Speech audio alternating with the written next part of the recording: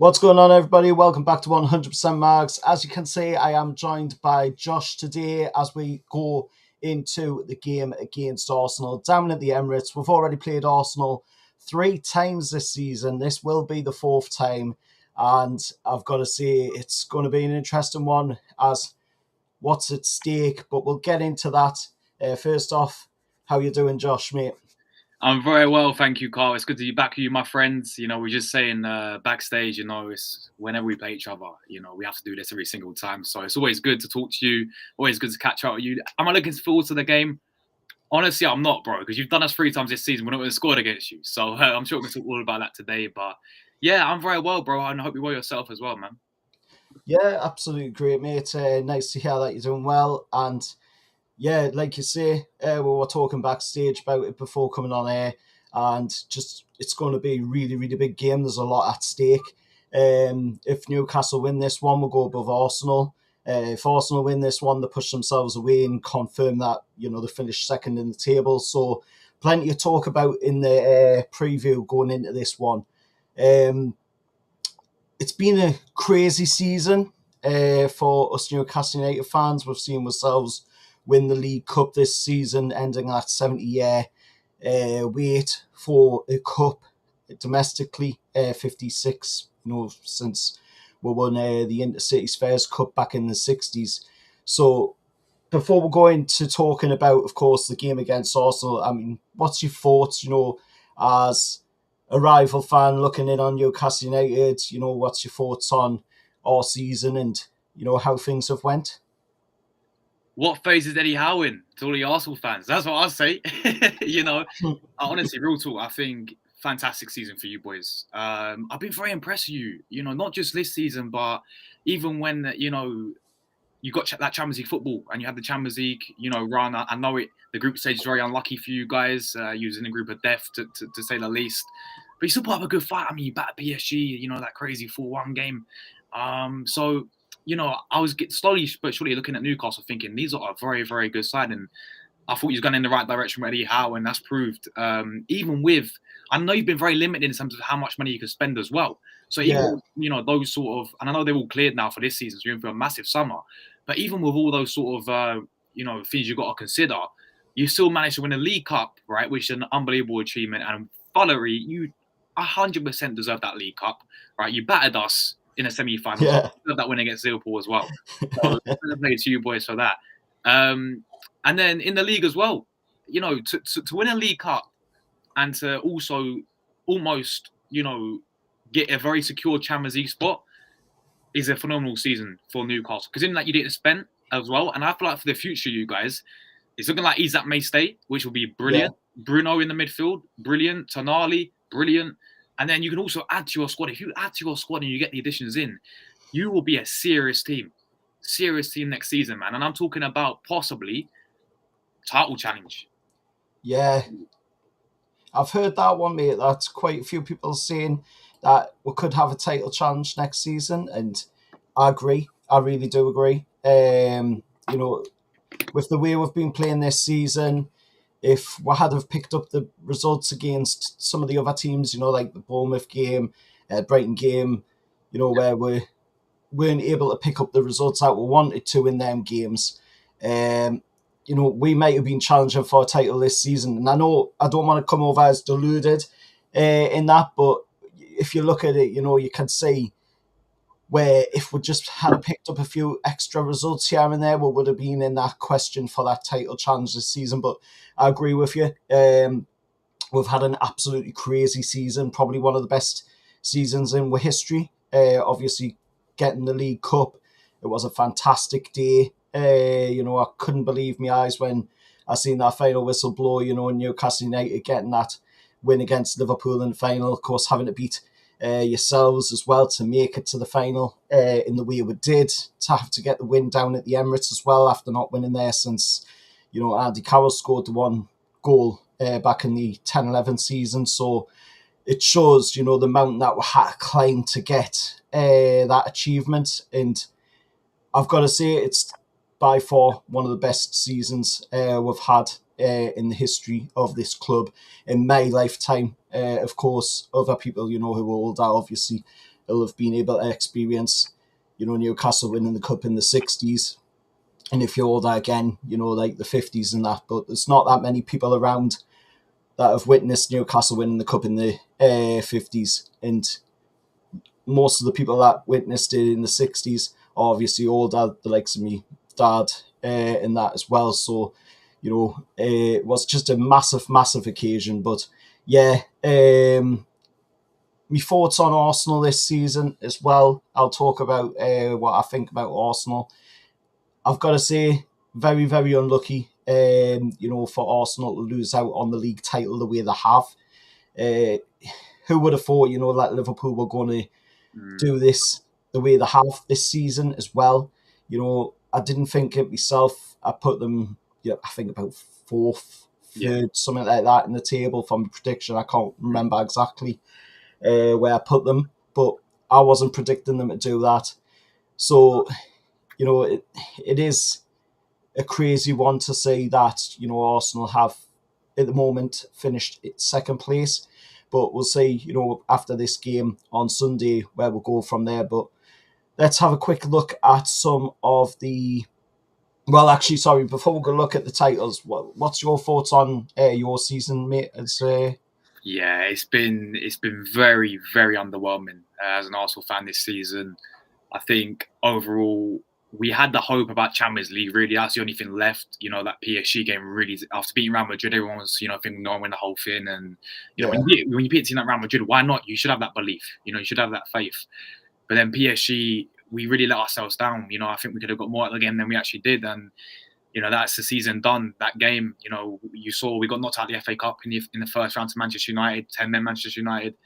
In the Carabao Cup with you boys, in the semi-finals. And then obviously in the league, as you rightly said, Liverpool, came in their first season, Arne Slot's first season. Yeah. And after Man City dropping off as well, the one season they drop off, we still don't win the league because someone else like Liverpool. And, exactly. Yeah, and for me, I mean, there's a lot of reasons why I think Arsenal have had a really underwhelming season. Number one is the recruitment. The summer window was an absolute disgrace, going into this season. We signed Raheem Sterling, Neto, a goalkeeper. We signed Mikel Merino, you'll know him very well, ex-Newcastle. But he's actually played well as a striker. Who knew? As a striker. We signed him as a midfielder and we're playing him as a striker. Exactly. And that just sums up the window, really. And then we signed Calaflori, who's not really... He's not using him in the right position. He's a centre-back and he's playing him left-back and he's not looked good at the left-back. So the summer window was disgusting. And then we signed another chance to address it in January. And we signed no one. Absolute no one. And that's what really frustrated me the most, is we had windows which really let us down. And people talk about the red cards and the injuries. And yeah, we've had a lot of injuries. We've been hard done by injuries. But at the end of the day, it's down to have the right squad. And the signings that we have and the squad depth we have is not good enough. And that comes right back to recruitment. So I think overall, very, very underwhelming, very disappointing season. Arsenal have certainly digressed. The football as well has digressed. We've drew 14 times this season. That's the most we've ever drew in, I think, in our history. So the draws are really killing us. We're dropping points, and there's a way to beat Arsenal or not to lose Arsenal. I think you guys have found Eddie Howe seems to have Arteta's number. Three games this season. But I think the 2021 game or 2022 game, the 0-0 at the Emirates, was when you actually shown how you can not lose to Arsenal. You made it very frustrating for us when you played a very, very good, well-organised game and we're going to break you down. I think teams are doing that this season. It's really worked. So other than that, bro, it's been very, very poor. Very, very poor for Arsenal this season. Yeah, I'd agree with you. It's been, again, another season where it seems like Arteta can't get past that next level. He seems to, obviously, as a bit of banter, put out a post on social media, with Arteta and Unai Emery saying that they could only get semis. They could only get semis. They couldn't get in the final. It's just, that is the epitome of it, really. He just can't get to that next level. He can't seem to get, to that final. He can't seem to get that, cup for years. And I just don't know what it is. I mean, I've seen Luca put up quite a few things saying, Arteta should be sacked. I don't know if you're in the same boat on that one or...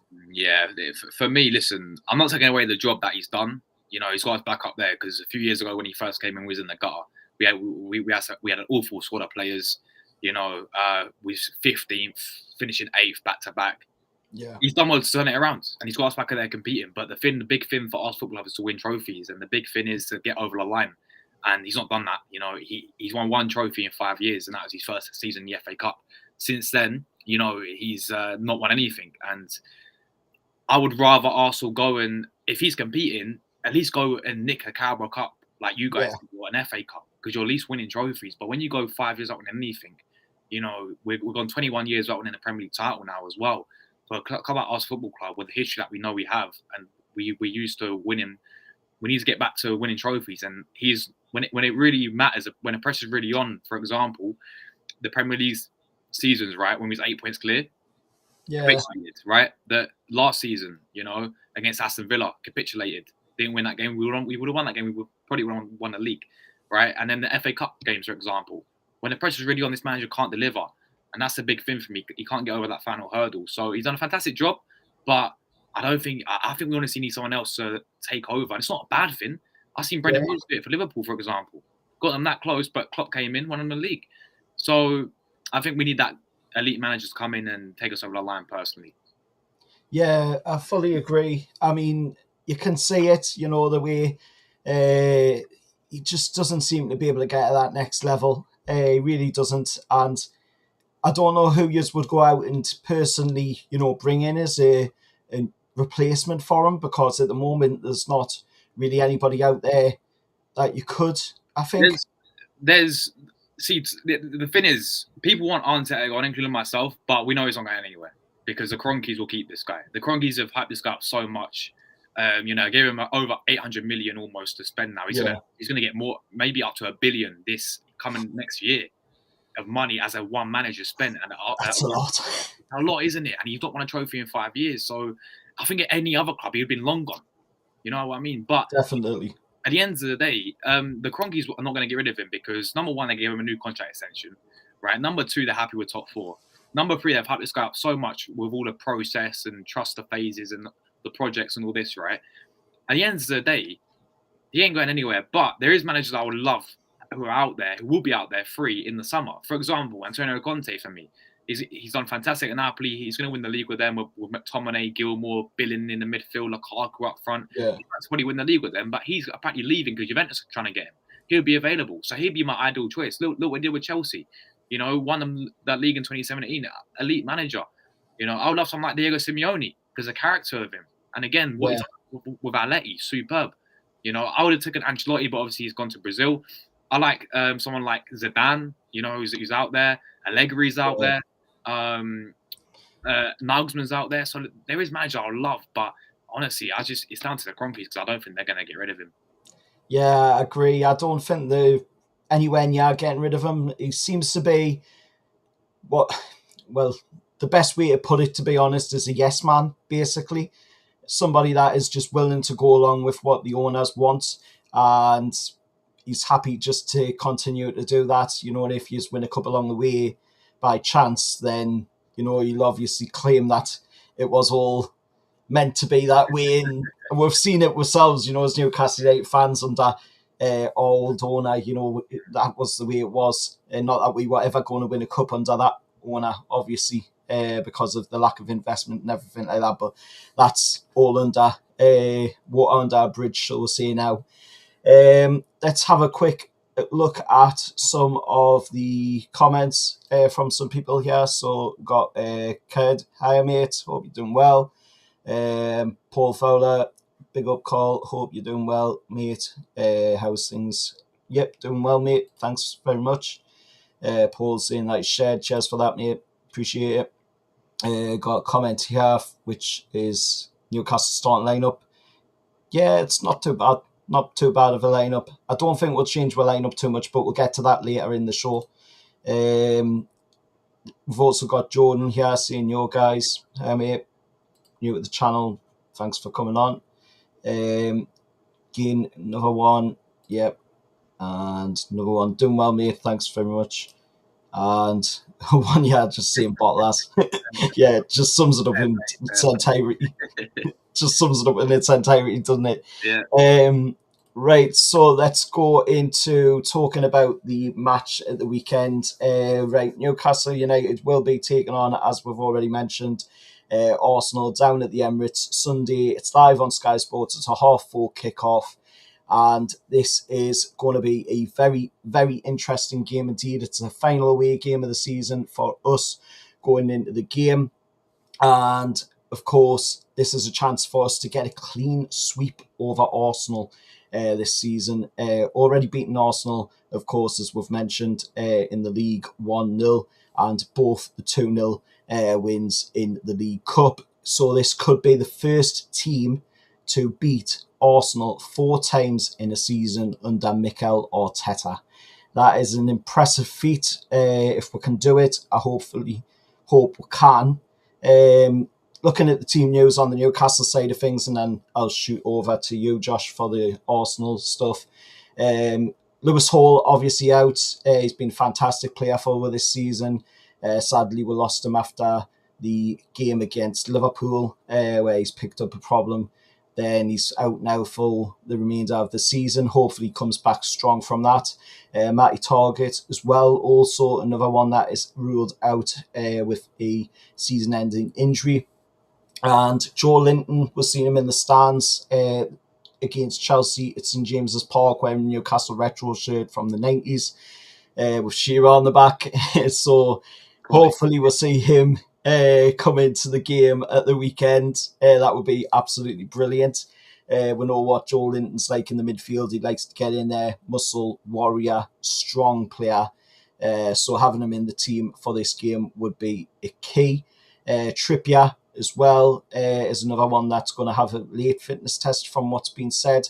And Joe Willock as well. Looks like it's another fitness to be confirmed on him as well.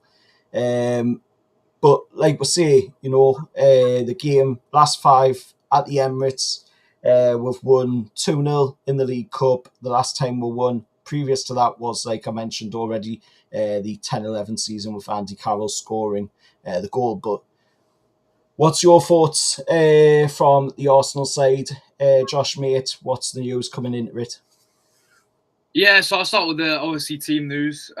Mikel Merino got a red card against Liverpool, so he'll be suspended. He won't be playing against his former club. Rice is actually doubtful for the game. He's got a hamstring injury, so I don't think he'll actually play, which will be a big miss for Arsenal. Our midfield completely turns around without Rice. Obviously, everyone knows about Gabriel out for the season. Jesus also out. Havertz also out as well. Tomiyasu as well. But there's 2 doubtful players that are back in training, but still don't think could start. Trossard, one of our attackers. So our attack can completely change. He's going to be doubtful for the game. And Timber as well could be out doubtful for the game. So we're going to expect a lot of changes from Arsenal side of things, which, you must be buzzing with that news, of course. So some big players in there. So, yeah, that's our team news, man. Yeah, that's some great news, to be honest. Just touching on the Declan Rice, obviously that's massive news. We know what Declan Rice is like, and what he's capable of. So him not being available for the game, that's a big boost for us going into it. Obviously, Mikel Merino, we know personally what he's like after his years at Newcastle United. Obviously, he's improved quite a bit since then as well. But a fantastic player, so him not being involved in this one again is another huge boost for us as well. Trossard is a player that I don't quite like seeing play against me. I've never really liked Trossard when he's played against me. He always seems to be somewhat of a dirty player, getting in, diving, hacking, hands in the face, all that stuff, all the dirty trick book. That's what Trossard does. So if he's not available for the game, then that would be, another boost as well. But like you say, he will be missing quite a few, players out of there that are first team players. So it is going to be a strange one for Arsenal fans going into it, because it is going to be made a tougher game than what it probably should be for years at the end of the day. But it's just going to be one of them games where it's probably going to be pretty tight in midfield, I would say. I think that is a pretty good judgment of it. The way the game played at the Emirates in the League Cup, it was sort of similar to that as well. And then the game at St James's again, both games at St James's both sort of similar. Again, it always seems to come down to a midfield battle. And when you look at us, we've got a very, very good midfield. We've got Sandy in there, we've got Bruno in there. Obviously, if Big Joe's fit, then Big Joe will be in there. But if Big Joe's not fit, then you've got other players, like Maley, who can come off the bench, Longy, who can come off the bench, Willock, if he's fit, could play in the game as well. So we've got the depth there in the team to go into the game. We did see Eddie try something a little bit different against Chelsea in the last match where we played with 3 centre-backs. It didn't seem to affect with too much. So I don't know if he'll go with that again. I don't personally think he will. But if he does, then we could just see, a similar lineup to what we've seen against Chelsea coming out again to play in this match against Jews. But the referee for the game is Simon Hooper. This is going to be the 5th game this season that Hooper has been involved in.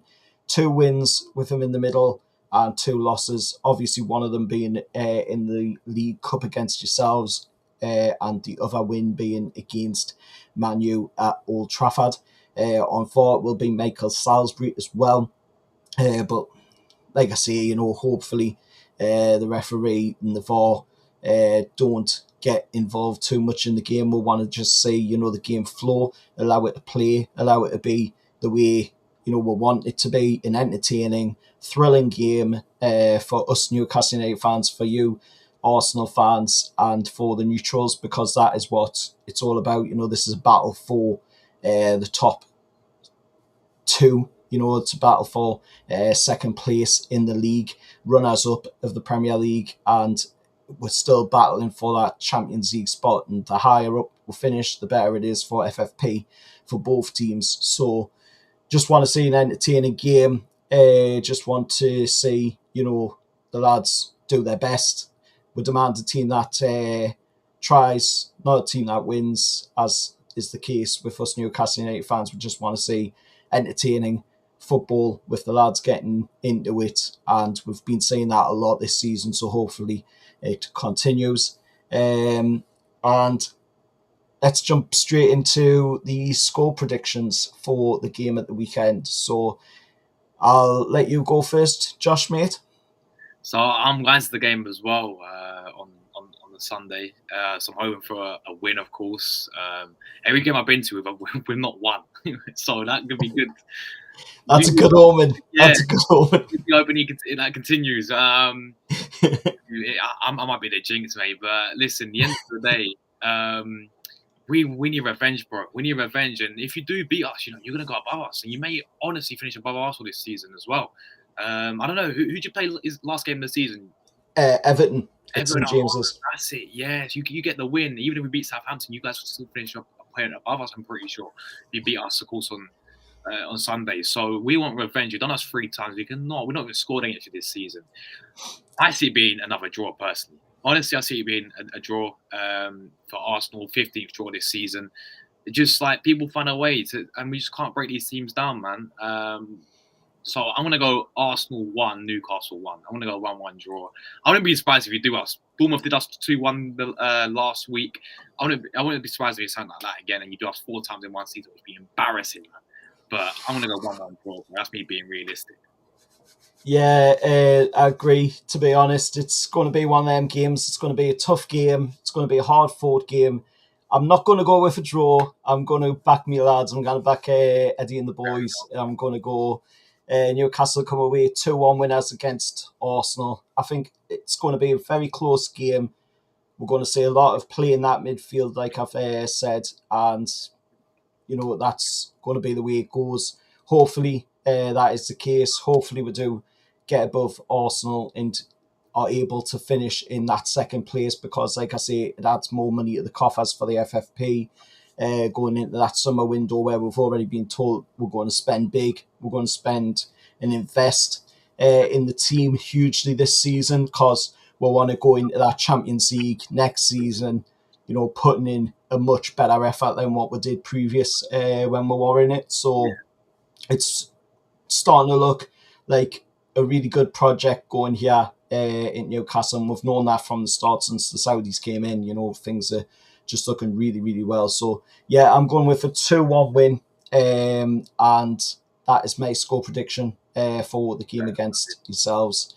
You went with a 1-1 win, yeah? 1, yeah, fair enough. 1-1 draw, sorry, yeah. So everybody, that has been the preview for the game against Arsenal down at the Emirates. It's a 4:30 kickoff live on Sky Sports.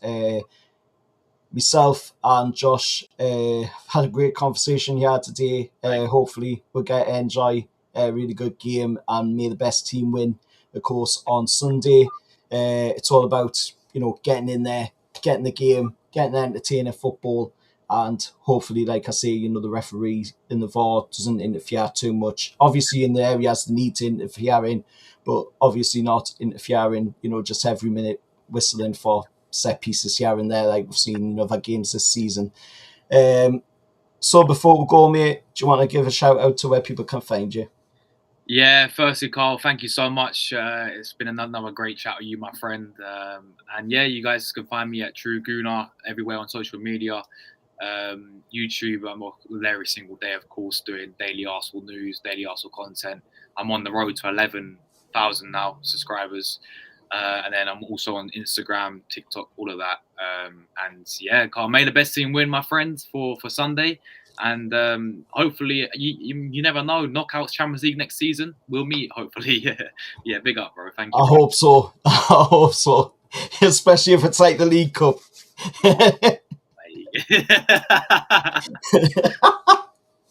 That's been for this one, guys. Thanks for tuning in. Thanks for watching. Make sure to hit the like on your way out and share the video around as well. And thanks to Josh for coming on the channel. It's been a pleasure once again, mate, speaking to you as always. And I'll see you all for the next one.